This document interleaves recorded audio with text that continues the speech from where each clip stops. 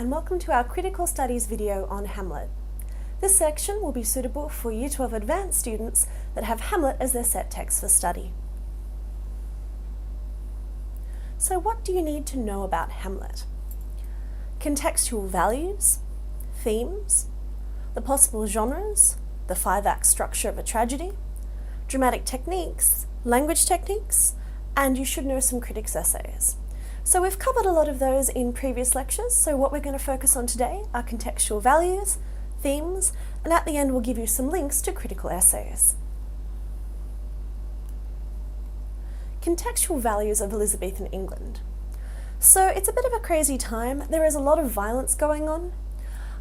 The warring between Protestants and Catholics is very big. So Elizabeth herself is a Protestant and has therefore outlawed Catholicism. Now to us in the modern day we're thinking, well, you're both kind of Christians, what's the big problem?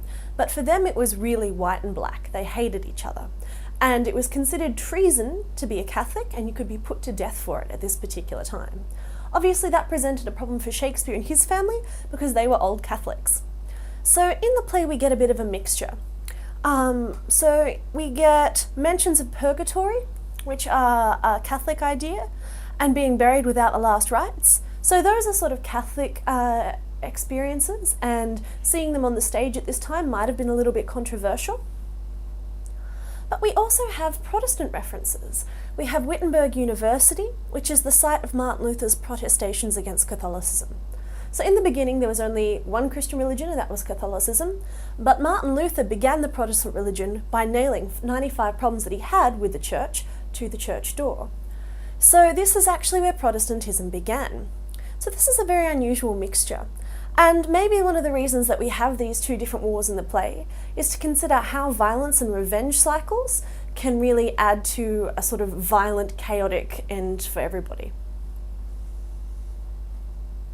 We also have the contrast between medieval values and sort of newer humanist or Christian values. So the medieval are the eye for the eye type, so where if someone kills your son, the only logical thing is to kill their son and then you'll be even. And then you have Christian forgiveness, where you should forgive people for their sins. Both of those are evident in Hamlet's revenge dilemma. So when he wants to drink hot blood and avenge for daddy, that would be a medieval value. And when he spends a lot of time mulling it over and thinking about it and pondering what the truly noble thing is to do, that's more like your humanism or even your Christian forgiveness. Renaissance values are also evident in the play. It's shown by the fact that Hamlet doesn't want to act against Claudius on a hunch. He wants to work based on reason and evidence.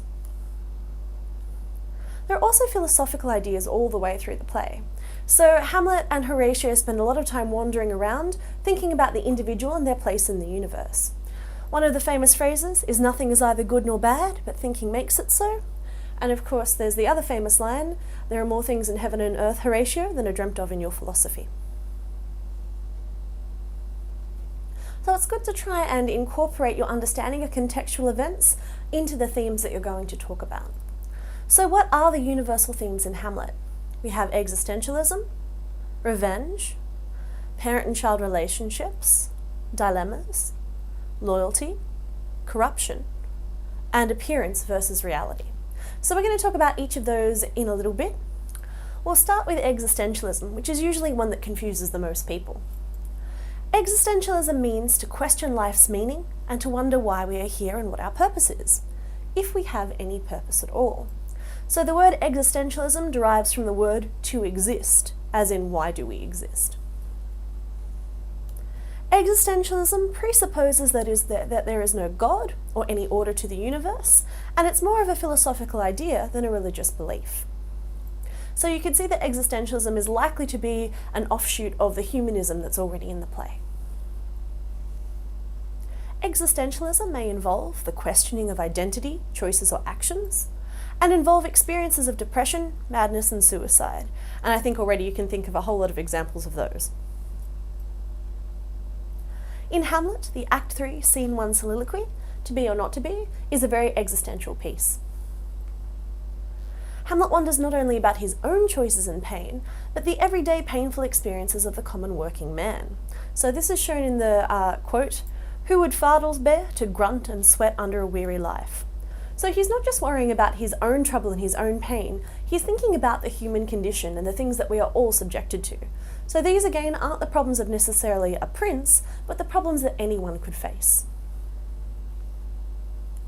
So it's pretty fair to say that existentialism is the major theme of the play.